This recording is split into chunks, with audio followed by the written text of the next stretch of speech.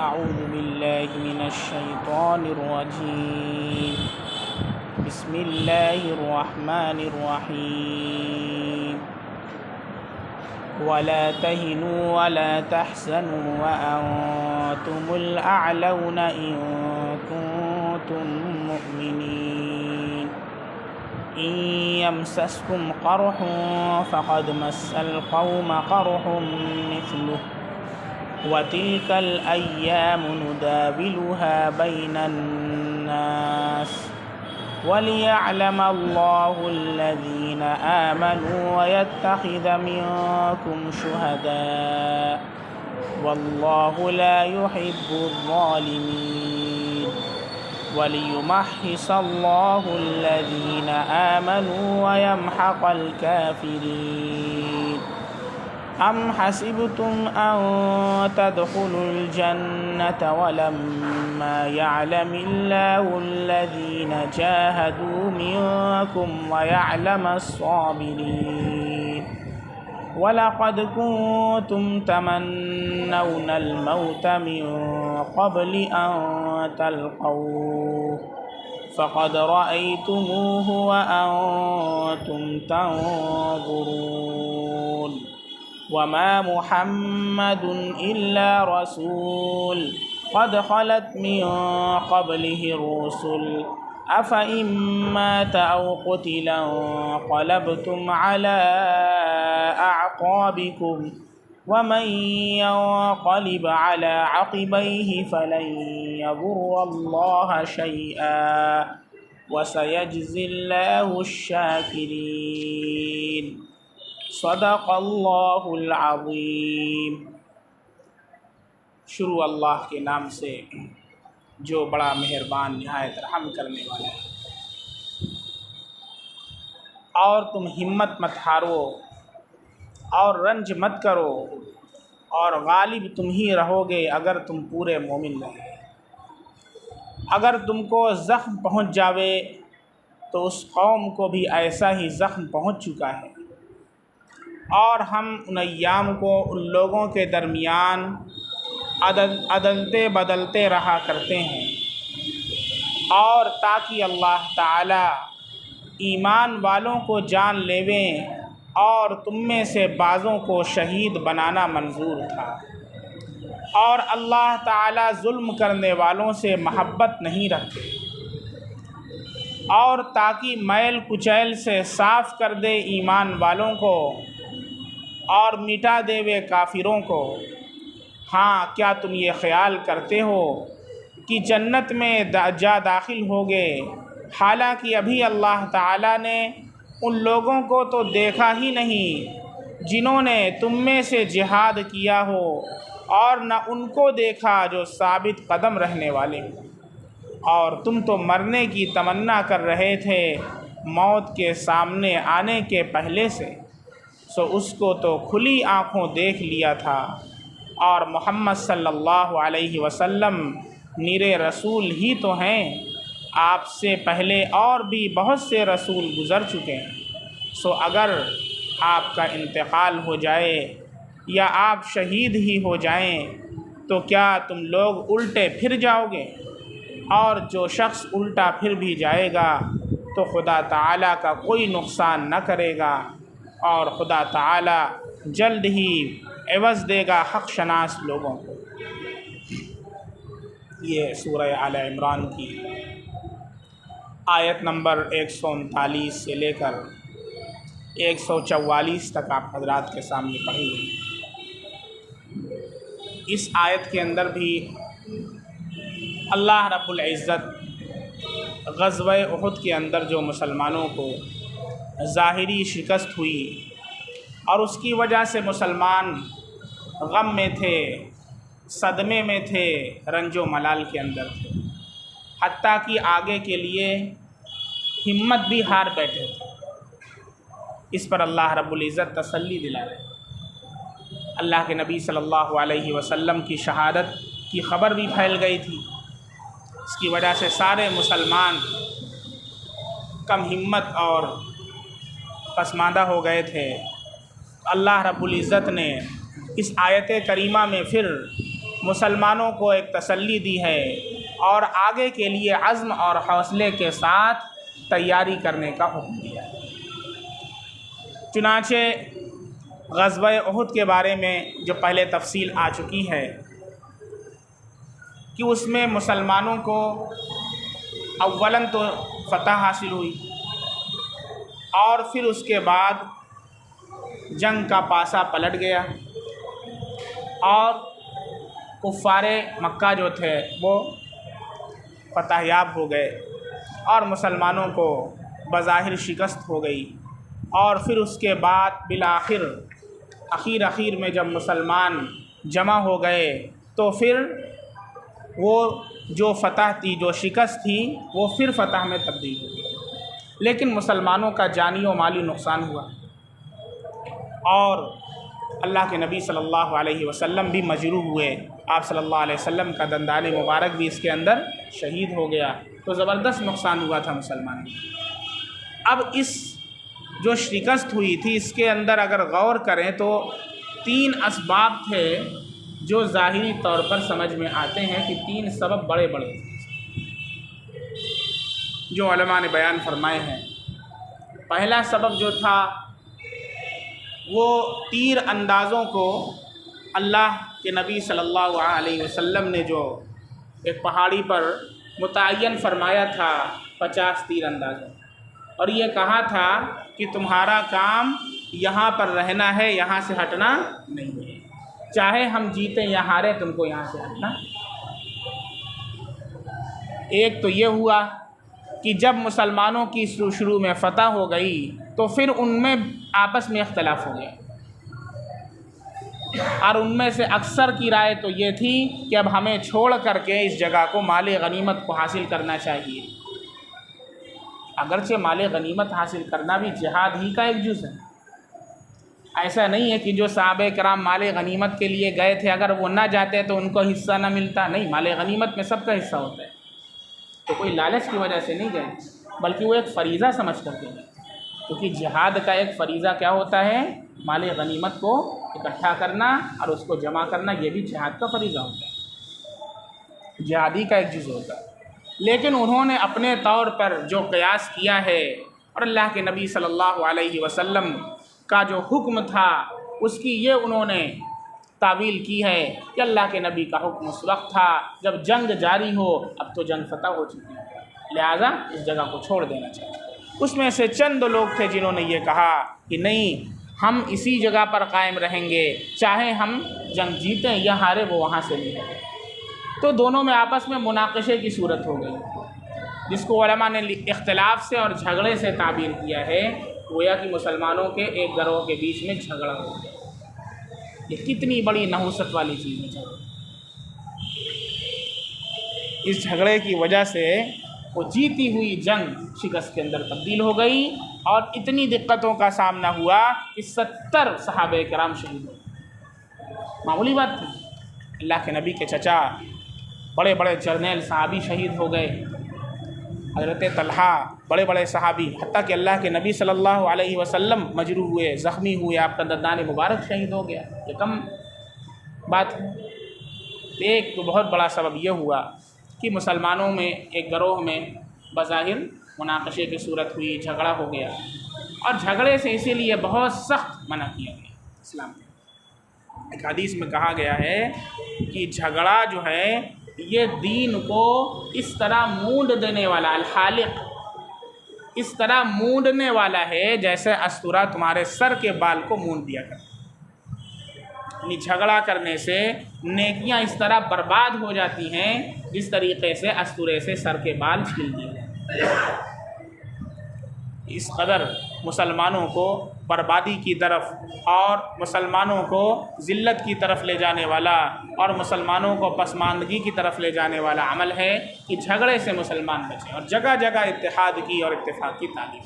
چنانچہ تفصیل کے ساتھ جو شروع میں ایک رکوع آیا،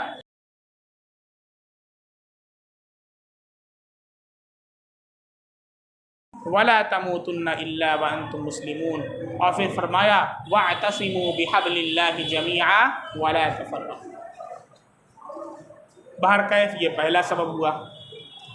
دوسرا سبب جو ہوا وہ یہ کہ اللہ کے نبی صلی اللہ علیہ وسلم کی شہادت کی خبر، جھوٹی خبر پھیلا دی گئی، افواہ پھیلا دی گئی کہ اللہ کے نبی صلی اللہ علیہ وسلم شہید ہو گئے۔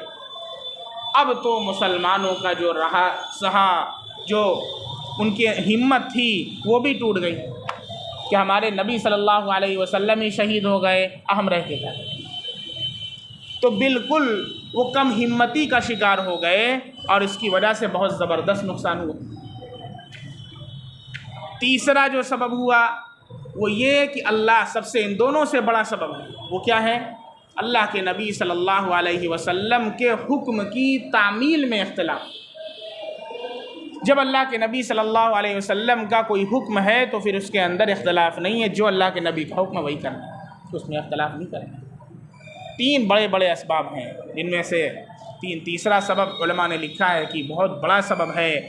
اس کی وجہ سے اللہ رب العزت نے، چونکہ جو قریب لوگ ہوتے ہیں، نزدیکی لوگ ہوتے ہیں، آپ کا کوئی بہت ہی کلوز فرینڈ ہے، بہت بیسٹ فرینڈ ہے، اس کی تھوڑی سی بھی غلطی ہوتی ہے تو آپ کے دل کے اوپر بہت تکلیف گزرتی ہے، آپ کو بہت صدمہ ہوتا ہے اور پھر اس کی سزا بھی ویسی ہوتی ہے۔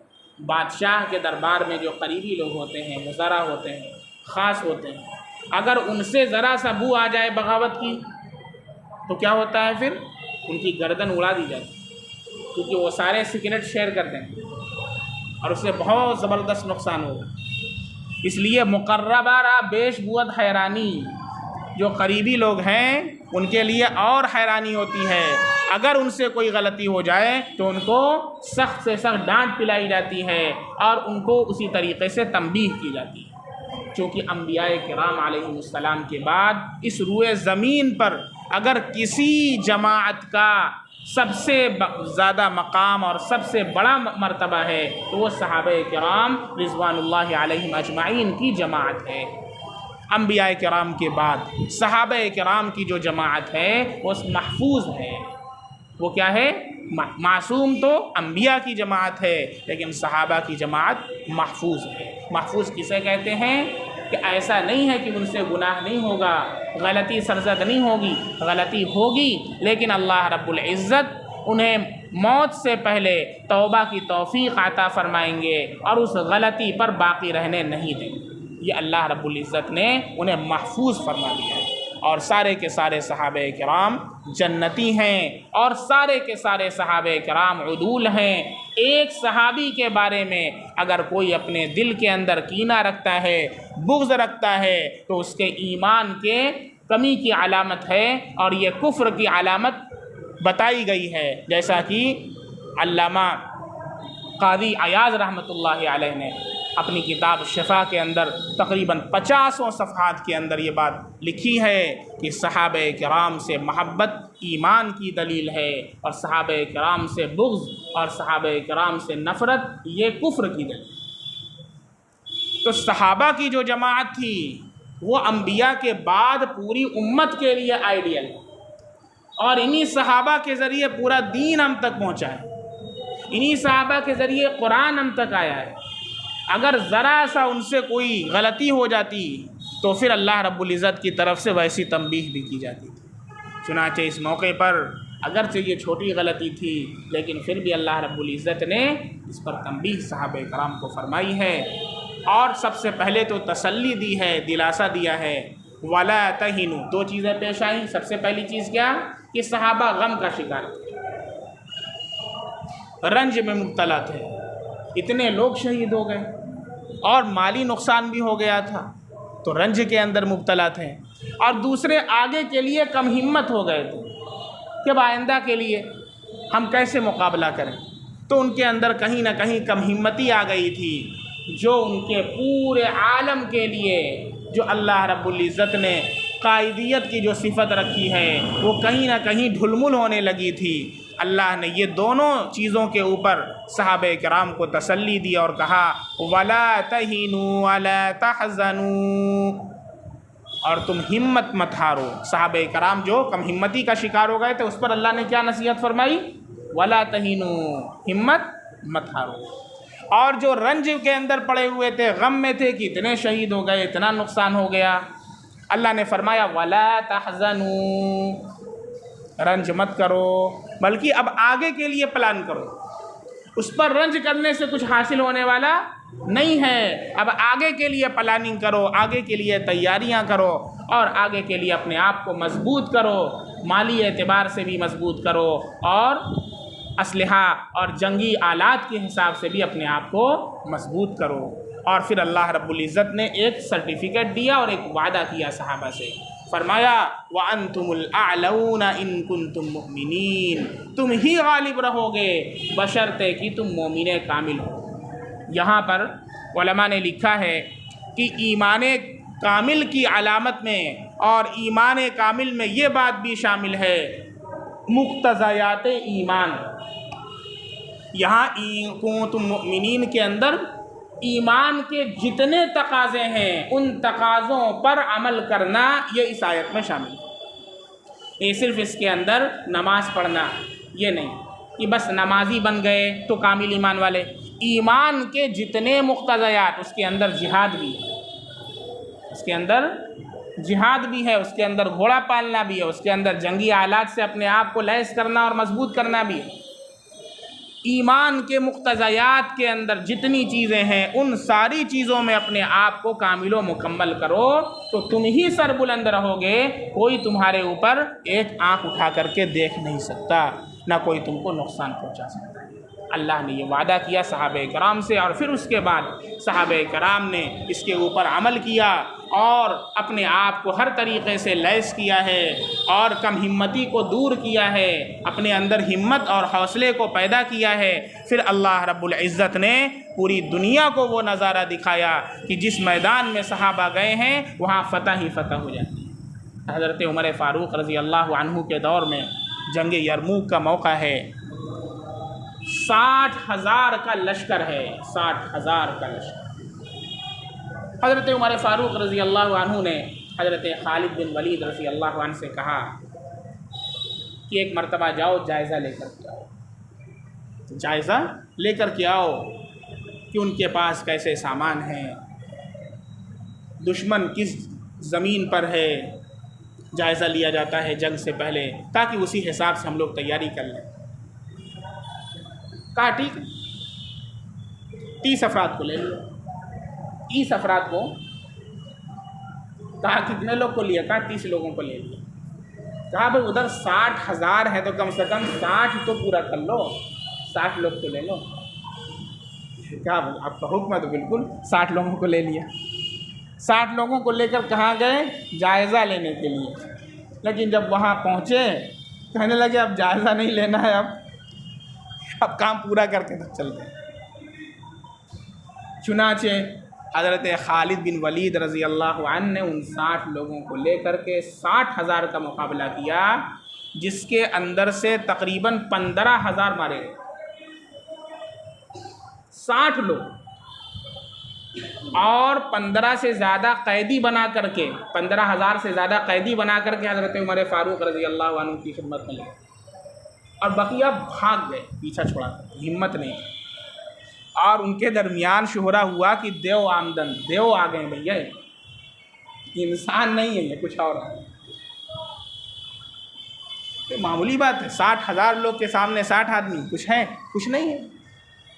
لیکن ایمانی قوت، اللہ کی ذات پر کامل اعتماد، موت جس دن آنی ہے اسی دن آ کر کے رہے، پوری دنیا مل کر کے میرا ایک بال بیٹا نہیں کر سکتی۔ چنانچہ یہی خالد بن ولید رضی اللہ عنہ جب انتقال ہونے لگا بستر مرگ کے اوپر، شہادت کی تمنا تھی لیکن انتقال کہاں ہو رہا ہے؟ بستر مرگ، بستر پر انتقال ہو۔ تو کہا سب لوگوں کو بلایا، کہا میری وصیت ہے، میری بات ریکارڈ کرو اور ان لوگوں کو پہنچا دو جو بزدلی کی وجہ سے، کم ہمتی کی وجہ سے جہاد میں نہیں جاتے اور اپنے گھروں میں گھسے رہتے، کہ اگر جہاد میں جانے کی وجہ سے موت آتی تو خالد بن ولید کو کب کی موت آ چکی۔ لیکن یاد رکھو، بتا دو کہ یہ خالد بن ولید ہے جس کے جسم کا کوئی حصہ ایسا نہیں ہے جہاں پر تیر کا، جہاں پر نیزے کا اور جہاں پر تلوار کا زخم نہ ہو، کوئی حصہ ایسا باقی نہیں ہے، یہ خالد بن ولید رضی اللہ عنہ۔ لیکن آج یہ خالد بن ولید गधे की तरह बिस्तर के ऊपर मर रहा है। बतला दो। तो अल्लाह रब्बुल इज़्ज़त ने जब मौत लिखी है तभी मौत आएगी।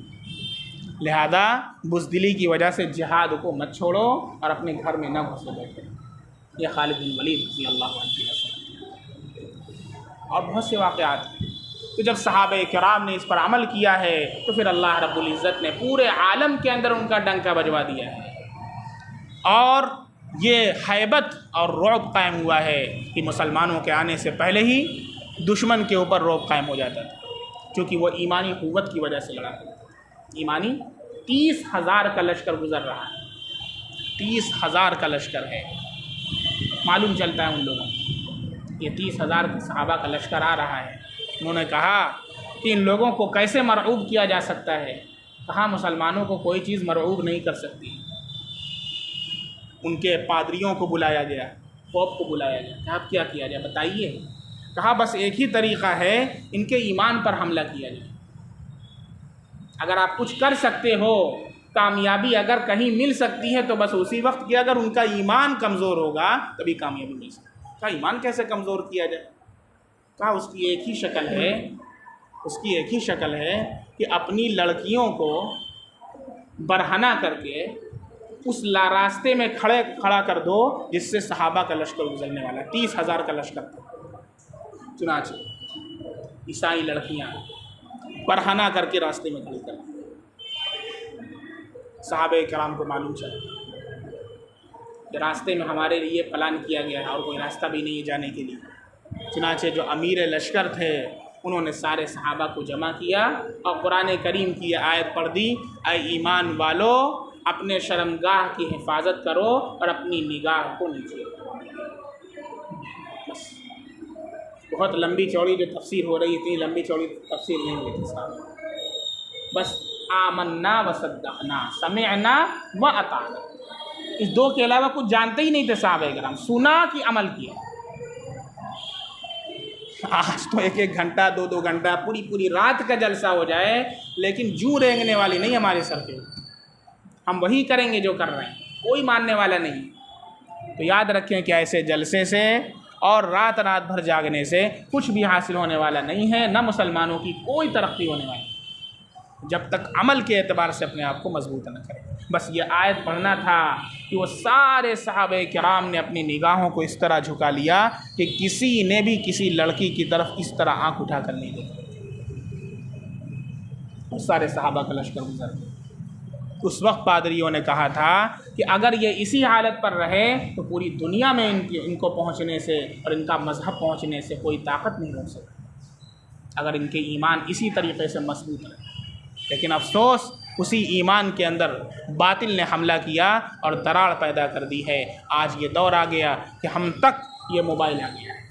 अब कहीं लड़कियों को खड़ा करने की ज़रूरत नहीं है, सारी लड़कियां इसी में घुसा दी है उसने, और अंदर जा कर के कमरे के अंदर घुस करके सारे के सारे जो है वो बरहाना तस्वीर देख करके अपने ईमान को यूं ही ज़ाया और बर्बाद करते हैं। और फिर चाहे जितनी नमाज़ पढ़ते रहें, चाहे जितने रोज़े रखते रहें, चाहे जितनी तस्बीह पढ़ते रहें, दुश्मन का बाल बेका नहीं कर सकते कि हमारे ईमान के अंदर ज़र्र मार दी है कुफ़ार बात है।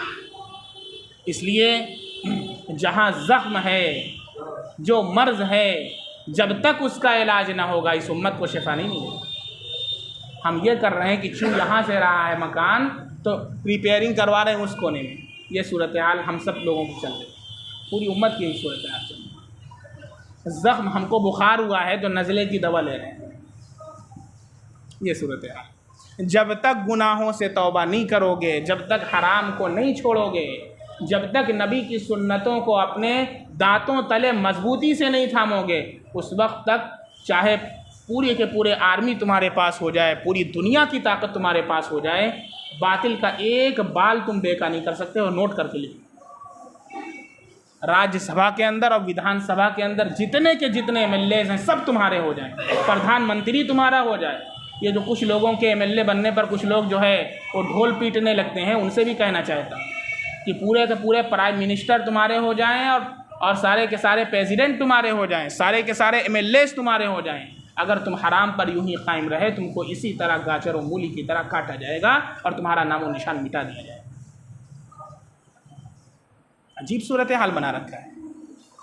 مرض کچھ ہے، دوا کسی اور چیز کی چل رہی ہے. حرام سے کوئی رکنے کے لیے تیار نہیں، حق ادا کرنے کے لیے کوئی تیار نہیں. ہر انسان حق مارنے کے لیے تیار ہے. جو جمعہ میں پہلی صف میں آ کر کے اس لیے بیٹھتا ہے کہ اونٹ کا ثواب لے گا. پہلے آنے پر کون سا ثواب ملتا ہے؟ اونٹ قربان کرنے کا. تو پہلی صف میں جمعہ میں جو آ کر کے بیٹھتا ہے کہ اونٹ کا ثواب لیں گے، وہ اپنی بہن کا حق مار کر کے آ کر کے بیٹھ رہا ہے. اللہ کی مدد آئے گی کہ اللہ کا عذاب آئے گا؟ اللہ کے بندے جا کر کے پہلے اپنی بہن کا حق ادا کر. تو مار کر کے تو بیٹھا ہوا ہے اور تجھے ادا کرنا ہے، وہ نہیں آئے گی مانگنے تجھ سے. اور تو اونٹ کا ثواب لے لے اور چاہے پوری دنیا کا ثواب لے لے، اللہ کی مدد اس وقت تک نہیں آئے گی جب تک کہ حرام سے اپنے آپ کو نہیں روکیں گے. سب سے پہلے توبہ کرو سارے حرام سے. تو آج مسلمان آ جائیں سارے کے سارے، اللہ کے در پر جھک جائیں اور حرام سے توبہ کر لیں، اپنے گناہوں کی معافی مانگ لیں اور آئندہ کے لیے عزم مصمم کر لیں. آج اللہ کی مدد نازل ہو. اللہ رب العزت نے تو ان دونوں باتوں پر صحابہ کو تسلی دی ہے. جو صحابہ کو رنج تھا، اللہ نے کہا کہ اب رنج نہ کرو، آئندہ کے لیے تیاریاں شروع. ولا تہینوا، جو کم ہمتی کا شکار ہو گئے تھے، کہا ہمت مت ہارو، اپنے اندر قوت کو جمع کرو. اور پھر اللہ رب العزت نے کہا مقتضیات ایمان پر اگر تم کاربند رہے، کوئی دنیا کی طاقت تمہیں زیر نہیں کر سکتی. تمہیں دنیا کا بھی بادشاہ بنائیں گے اور جنت تو تمہاری ہے ہی. دنیا کا بھی بادشاہ اللہ بنائیں گے، اللہ کا وعدہ ہے، لیکن بشرطے کہ تم مقتضیات ایمان پر کاربند.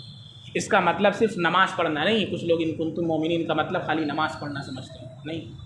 سارے مقتضیات ایمان پر اور دین کے 5 شعبوں کے اوپر، ایمانیات، عبادات، معاملات، معاشرت اور اخلاقیات، ان 5 کے اوپر کاربند ہونا ضروری ہے. پھر آگے اللہ رب العزت نے مثال بھی دی ہے. چونکہ صحابہ کرام 70 صحابہ شہید ہو گئے تھے. کسی کا بھائی شہید ہوا تھا، کسی کا بیٹا شہید ہوا تھا. تو اللہ رب العزت اور تسلی دلا رہے ہیں اور اللہ فرما رہے ہیں ان یمسسکم قرح، اگر تم کو زخم پہنچا ہے، اگر تم کو چوٹ آئی ہے. بہت سے صحابہ زخمی بھی ہو گئے تھے. کہ اگر تم کو نقصان ہوا ہے، فقد مس القوم قرح مثل، تو اسی کے مثل جو دوسری قوم ہے یعنی کفار، ان کو بھی تو زخم پہنچا ہے اور نقصان ہوا ہے. چنانچہ غزوہ بدر میں تم دیکھو 1 سال پہلے 70 کفار مارے گئے، 70 کے 70 قیدی بنے تھے. اور اسی جنگ کے اندر شروع کے اندر تو تم نے ان کو نقصان پہنچایا، تو ان کو بھی تو زخم پہنچا ہے. لہذا اس کے اوپر زیادہ رنج اور ملامت نہ کرو. وَتِلْكَ الْأَيَّامُ نُدَاوِلُهَا بَيْنَ النَّاسِ، اللہ نے دنیا میں اپنی سنت یہ جاری فرما دی ہے کہ ایسا نہیں ہے کہ ہمیشہ دن کسی کا اچھا رہے. وَتِلْكَ الْأَيَّامُ نُدَاوِلُهَا بَيْنَ النَّاسِ، یہ جو ایام ہیں اور جو دن ہیں، ہم ان کو عدلتے بدلتے رہتے ہیں. آج آپ امیر ہیں، وہ غریب ہے، کل اللہ اسے امیر بنا دیں گے، آپ کو غریب بنا دیں گے. کل عزت اس کے ہاتھ میں ہے، پتہ چلا کل آنے والے دن میں وہ ذلیل ہے اور دوسرے کے ہاتھ میں عزت ہے. اس لیے کسی قوم کے غلبہ پا لینے سے اور پوزیشن میں حکومت میں آ جانے سے بہت کم ہمتی کا شکار نہیں ہونا چاہیے. کچھ لوگوں نے بہت کم ہمتی کا جو ہے وہ مظاہرہ کیا ہے. بالکل نہیں، یہ ایمان والوں کی علامت نہیں ہے. اللہ فرماتے ہیں تلک الایام نداولها بین الناس، یہ ایام ہیں، ہم انہیں عدلتے بدلتے رہتے ہیں. کبھی آج جو ہے انہوں نے جنگ جیتی ہے تو اگلی مرتبہ انشاءاللہ تم جنگ جیتو گے. وَلِيَعْلَمَ اللَّهُ الَّذِينَ آمَنُوا، اور تاکہ اللہ ایمان والوں کو جان لے. اس کے اندر بھی بہت سے مقاصد تھے. اللہ رب العزت ایمان والوں کو جان لے. چنانچہ کیا ہوا کہ جب اللہ کے نبی صلی اللہ علیہ وسلم مدینے سے باہر نکلے تو عبداللہ بن ابی جو منافقوں کا سردار تھا 300 لوگوں کو لے کر کے الگ ہو گیا. اور اس نے کہا کہ میری رائے پر چونکہ عمل نہیں کیا گیا، میں نے یہ مشورہ دیا تھا کہ مدینے میں رہ کر کے لڑائی کی جائے اور میری رائے پر عمل نہیں کیا گیا، اس لیے ہم نہیں جانے والے. تو 300 لوگ کیا ہو گئے؟ الگ ہو گئے. اللہ فرما رہے ہیں وَلِيَعْلَمَ اللَّهُ الَّذِينَ آمَنُوا، تاکہ جان لے وہ ایمان والوں کو کہ کن کے دل میں ایمان ہے اور کون اپنے دل میں نفاق لیے ہوئے ہے اور مسلمانوں کو دھوکہ دے رہا ہے. آ کر کے نبی کی مجلس میں بیٹھتا ہے تاکہ یہاں کے معلومات حاصل کر کے دشمنوں کو پہنچائے. بغاوت کرے.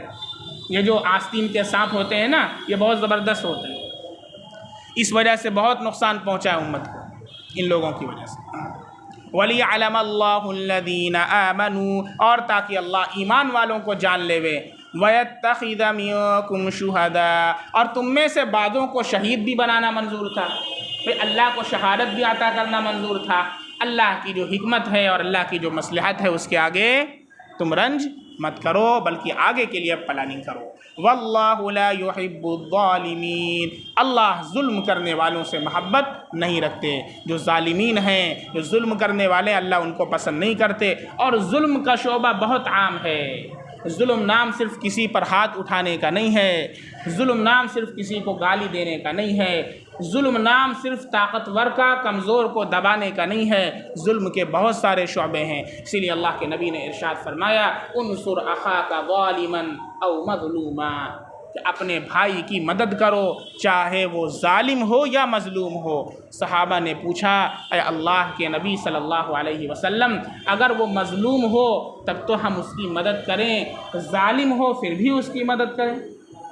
آپ فرما رہے ہیں ظالم ہو پھر بھی اس کی مدد کریں. تو میرے نبی صلی اللہ علیہ وسلم نے فرمایا ظالم کی مدد یہ ہے کہ تم اسے ظلم سے روک دو.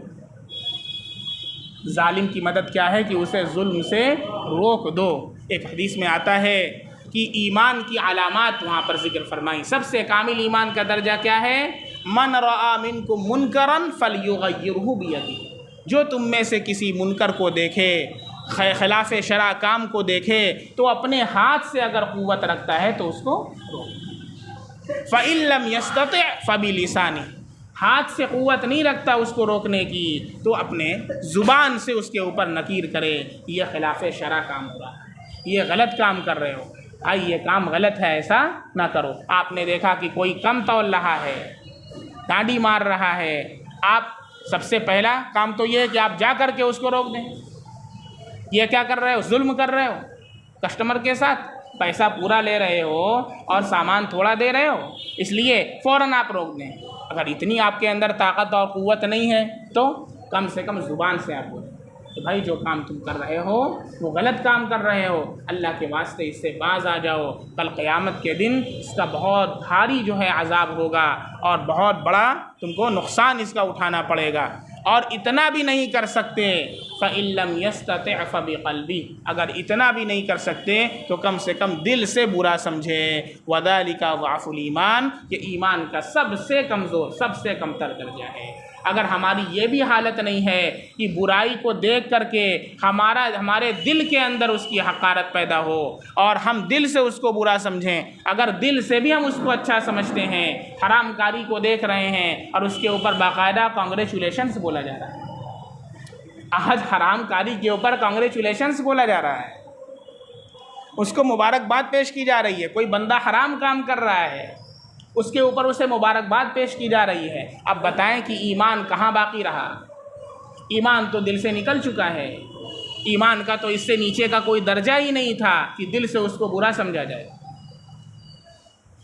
ابھی ایک صاحب کا فون آیا ایک ہفتہ پہلے، انہوں نے کہا کہ ایک صاحب ہیں اور وہ اپنی اہلیہ کو انہوں نے غصے میں آ کر کے 3 طلاق دے دی، 3 طلاق واقع کر دی.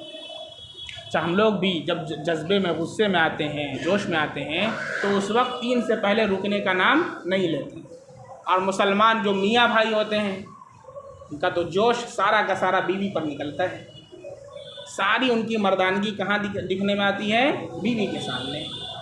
اور باہر ذرا دیکھیے تو کوئی غیر مسلم آ جائے ذرا سا تو اس کے سامنے ایسے کریں، جھکے رہیں گے بلی کی طرح، اور بیوی کے سامنے شیر بن جائیں گے.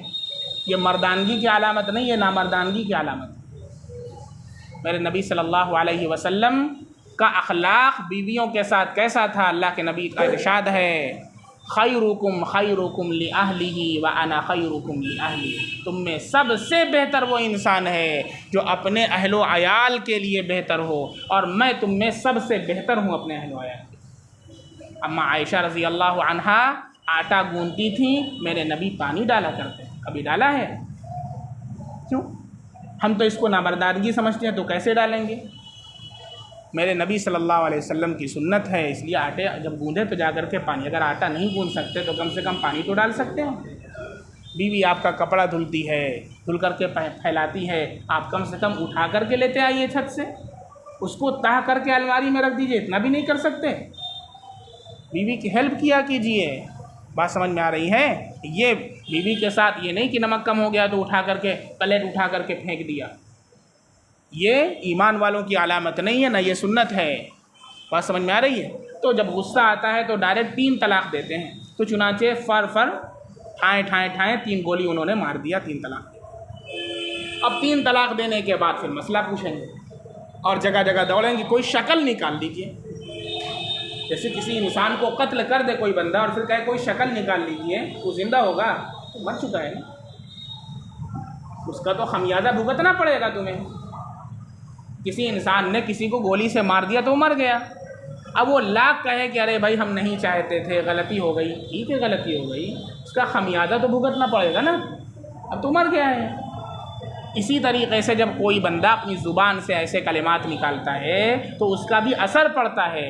شریعت کے اندر جو زبان سے کلمات نکلتے ہیں یہ بہت معنی رکھتے ہیں، یہ نہیں کہ یوں ہی بس منہ کھول دیا اور پٹر پٹر کر دیا، جو بھی منہ میں آیا بولنے لگے، لا یعنی چیزوں کے اندر مصروف رہے، نہیں، حتیٰ کہ باقاعدہ فقہ کی کتابوں میں مسئلہ لکھا ہوا ہے، کتاب الاقرار، اقرار کا بیان، اس کے اندر مسئلہ لکھا ہے، اگر کسی نے کسی سے یوں کہہ دیا کہ لَكَ عَلَيَّ عَشَرَةُ دَرَاهِمَ، تمہارا میرے اوپر 10 درہم ہے، 10 درہم۔ اب وہ گیا قاضی کے پاس، اس نے کہا فلاں نے اقرار کیا ہے کہ تمہارا میرے اوپر 10 درہم ہے۔ اب وہ کہتا ہے ارے میں نے تو مذاق کیا تھا، کوڑا مار کر کے قاضی دلوائے گا، یہاں مذاق چل رہا ہے۔ زبان سے جو کلمات نکلتے ہیں وہ بہت معنی رکھتے ہیں۔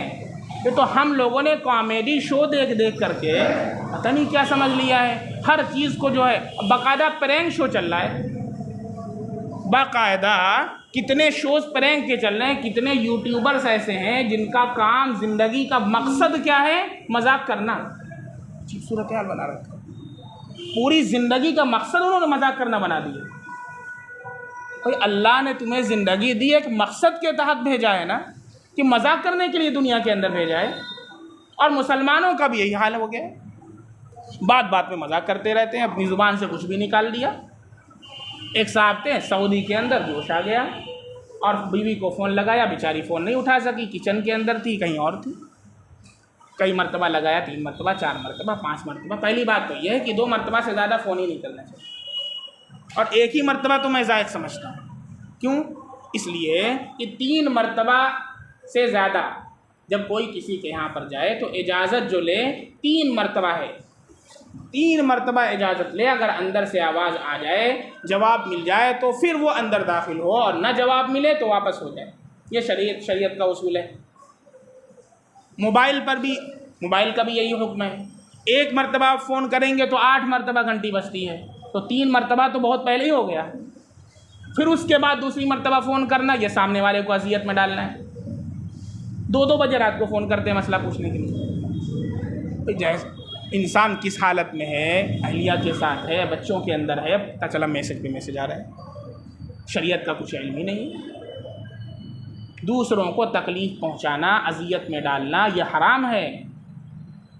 خانہ کعبہ کو ڈھانے سے بڑا گناہ ہے کسی انسان کو تکلیف پہنچانا۔ تو اب کئی مرتبہ انہوں نے 4 مرتبہ 5 مرتبہ 6 مرتبہ فون کیا ہے، اب وہ نہیں اٹھا سکی کسی وجہ سے، اب ان کو غصہ آیا ہے اور انہوں نے میسج پر لکھ کر کے بھیج دیا طلاق۔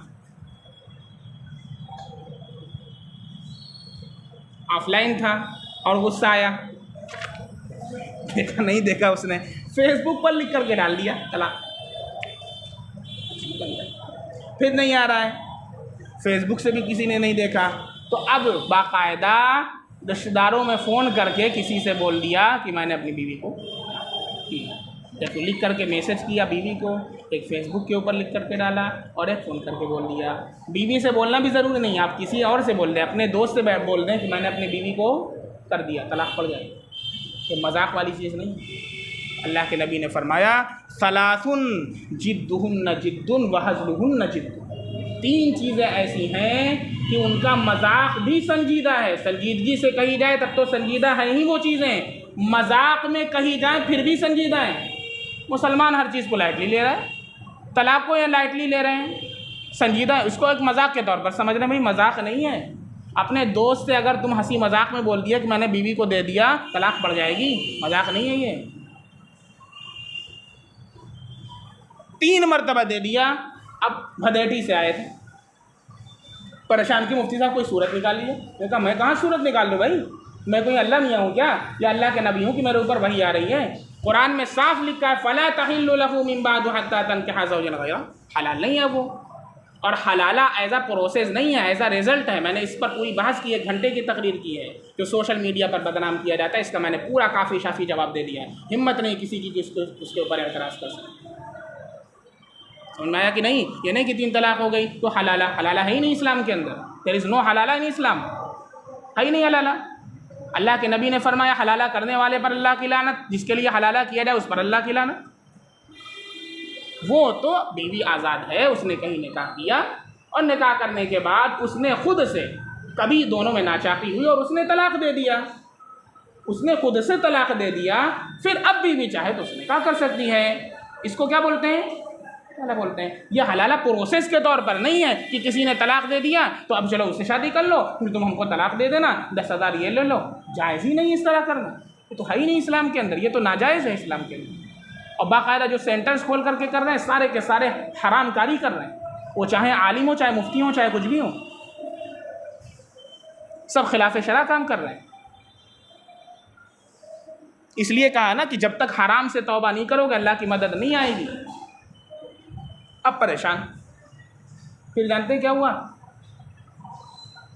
جہانپور کی بات میں کر رہا ہوں، والی بات تو دوسری ہے، خیر میں نے مسئلہ لکھ کر کے لکھ، دوسرے مسلک کے پاس چلے گئے، دوسرے مسلک کے پاس۔ اب یہ خواہشات نفسانی پر طاہر مدنی صاحب کا فتویٰ لا کر کے مجھے دکھایا، میں نے کہا جو انہوں نے حضرت عاص بن وائل کی حدیث لکھی ہے نا، اس کا یہ جواب بغیر پڑھے میں نے بتا دیا، وہی لکھا ہوگا۔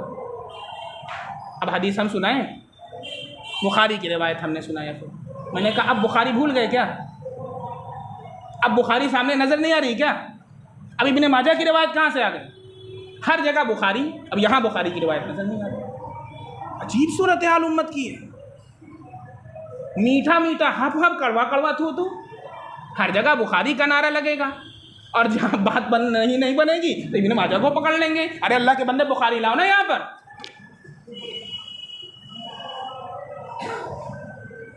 اب جانتے ہیں کیا کیا؟ جب کہیں سے بات نہیں بنی پھر اسی بیوی کے ساتھ رہنا شروع کیا،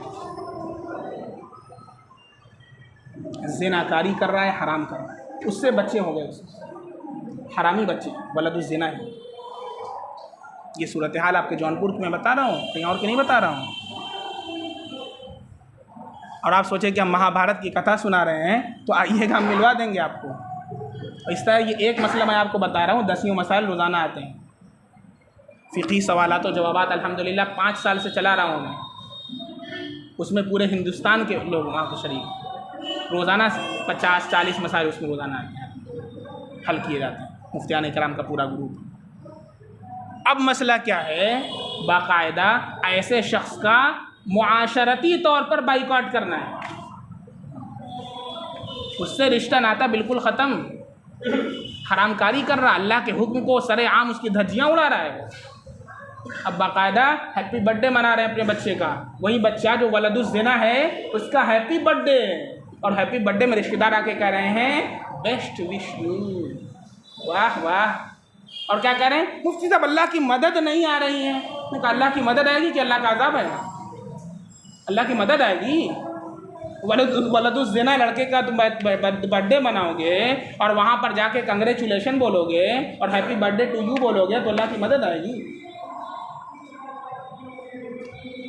مذاق بنا کر کے رکھ دیا دی۔ اسی طرح یہ امت زوال تک جائے گی نا، اسی طرح جائے گی، اور ایک وہ دن آئے گا کہ گاجر و مولی کی طرح کاٹی لیجیے، دیکھ لیجیے، یہ صورتحال ہے۔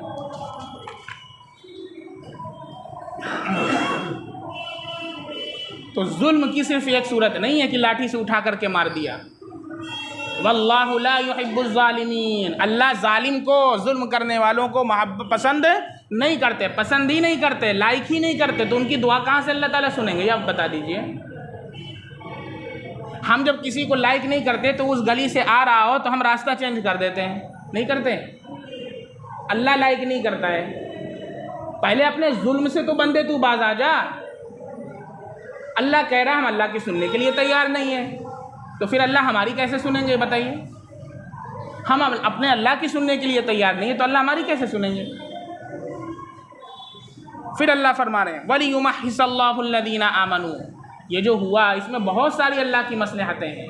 وَلِيُمَحِّصَ اللَّهُ الَّذِينَ آمَنُوا وَيَمْحَقَ الْكَافِرِينَ، اور تاکہ میل کچیل سے ایمان والوں کو صاف کر دیں.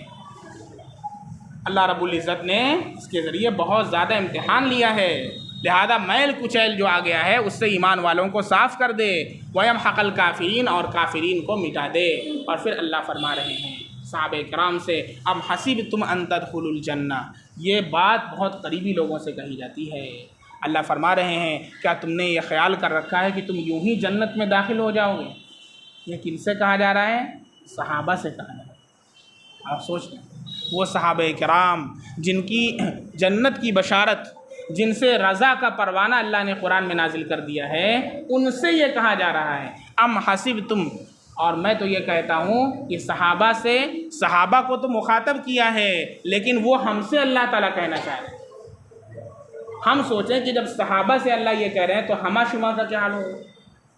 ہم کس کھیت کی مولی ہیں یہ بتائیے؟ جب حضرت ابو بکر سے، حضرت عمر فاروق سے، حضرت عثمان غنی سے، حضرت علی رضی اللہ عنہم سے اللہ تعالیٰ یہ کہہ رہے ہیں تو ہم لوگ کس کھیت کے مولی ہیں؟ اللہ کیا فرما رہے ہیں؟ کیا تم نے یہ سمجھ رکھا ہے کہ جنت میں یوں ہی داخل ہو جاؤ گے؟ جنت کو اتنی سستی سمجھ رکھا ہے؟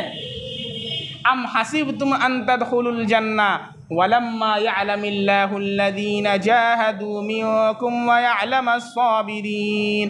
حالانکہ ابھی اللہ تعالیٰ نے ان لوگوں کو تو جانچا ہی نہیں، ابھی تم کو ٹھوک بجا کر کے اللہ نے دیکھا بھی نہیں ہے. تم نے جنت کو اتنا سستا سمجھ رکھا ہے.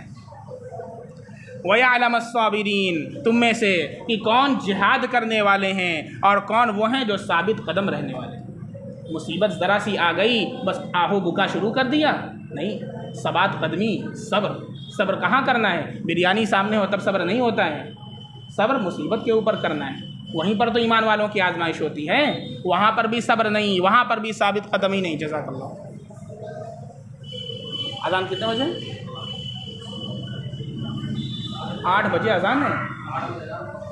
ہم لوگ یہاں 7:30 بجے آئے گا.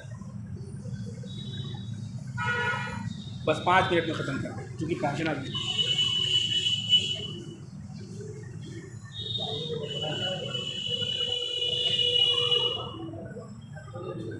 جزاک اللہ خیر. حالانکہ ہنوز اللہ تعالیٰ نے ان لوگوں کو تو دیکھا ہی نہیں جنہوں نے تم میں سے جہاد کیا، اور نہ ان کو دیکھا جو ثابت قدم رہنے والے ہوں. وَلَقَدْ كُنْتُمْ تَمَنَّوْنَ الْمَوْتَ مِنْ قَبْلِ أَنْ تَلْقَوْهُ، اور تم تو مرنے کی تمنا کر رہے تھے موت کے سامنے آنے کے پہلے. جب اللہ کے نبی صلی اللہ علیہ وسلم کے بارے میں یہ افواہ پھیلا دی گئی کہ نبی کریم صلی اللہ علیہ وسلم کا نعوذ باللہ شہید ہو گئے، آپ صلی اللہ علیہ وسلم کو شہید کر دیا گیا، تو صحابہ کرام مرنے کی تمنا کر رہے تھے ہم جی کے کیا کریں گے. اللہ فرما رہے ہیں وَلَقَدْ كُنْتُمْ تَمَنَّوْنَ الْمَوْتَ مِنْ قَبْلِ أَنْ تَلْقَوْهُ، تم تو مرنے کی تمنا کر رہے تھے موت کے سامنے آنے سے پہلے، لیکن اللہ نے ابھی موت تو لکھا نہیں ہے، تو اس سے پہلے موت کیسے آ سکتی تھی؟ جب اللہ نے موت لکھی ہے خدا کی قسم اسی وقت موت آئے گی، ڈرنے کی کوئی ضرورت نہیں ہے. اور اس سے پہلے کوئی مائی کلال آپ کا ایک بال بیکا بھی نہیں کر سکتا. یہ اللہ پر ایمان ہونا چاہیے آپ کا، اور ایمان نہیں ہے تو پھر سے کلمہ پڑھ لیجیے.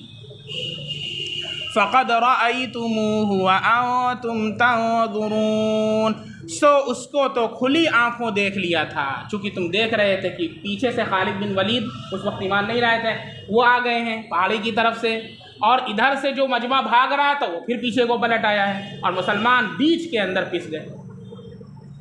تو موت کو سامنے دیکھ رہے تھے. فَقَدْ رَأَيْتُمُوهُ وَأَنْتُمْ تنظرون، سو اس کو تو کھلی آنکھوں دیکھ لیا تھا۔ اور پھر اللہ رب العزت ابھی سے ایک بات فرما رہے ہیں، اور آگے کے لیے جو بہت بڑی دلیل کے طور پر حضرت ابو بکر صدیق رضی اللہ عنہ نے جب اللہ کے نبی صلی اللہ علیہ وسلم کا وصال ہوا تھا تو اس موقع پر اس آیت کو پیش کیا تھا، اور صحابہ کرام نے کہا کہ ہمیں ایسا محسوس ہوا جیسے ابھی ابھی اس آیت کا نزول ہوا ہے، لیکن اللہ نے پہلے ہی اس کو نازل کر دیا تھا۔ کیوں؟ صحابہ کرام کو پہلے سے اس واقعے سے اور اس حالت سے روشناس کرا دیا کہ اگر یہ واقعہ پیش آئے گا تو پہلے سے تم ہمت مت ہارنا اور اپنی ڈھارس کو باندھے رکھنا۔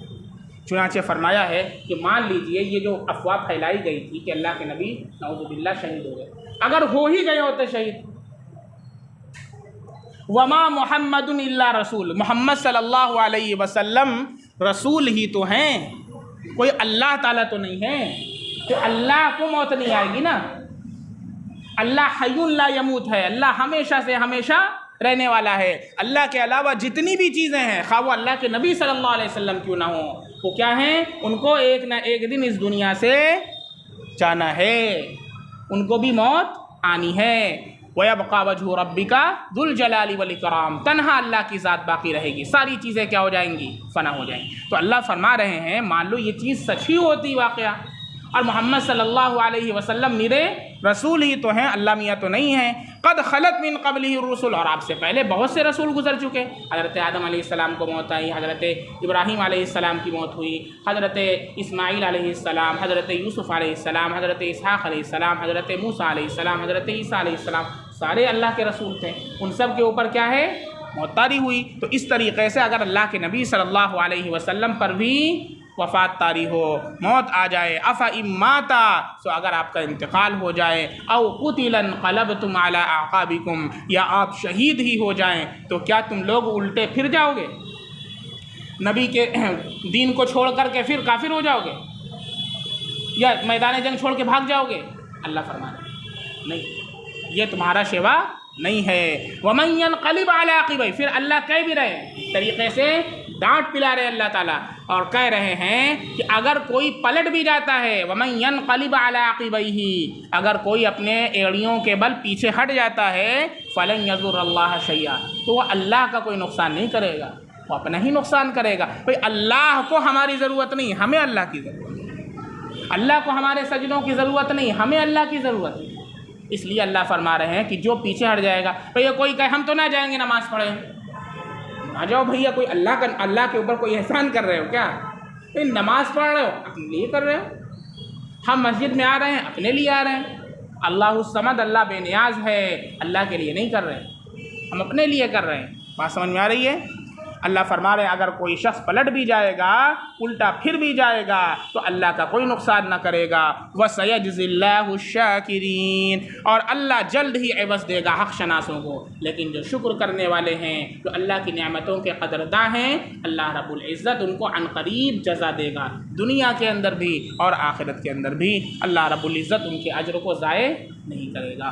اللہ رب العزت ہمیں صبر و ثبات قدمی عطا فرمائے، اللہ حلال رزق عطا فرمائے، حرام سے اللہ ہم سب کی حفاظت فرمائے۔ سبحان اللہ وبحمدہ، سبحانک اللہم وبحمدک، اشہد ان لا الہ الا انت، استغفرک واتوب الیک۔ سبحان ربک رب العزت عما یصفون، وسلام علی المرسلین، والحمد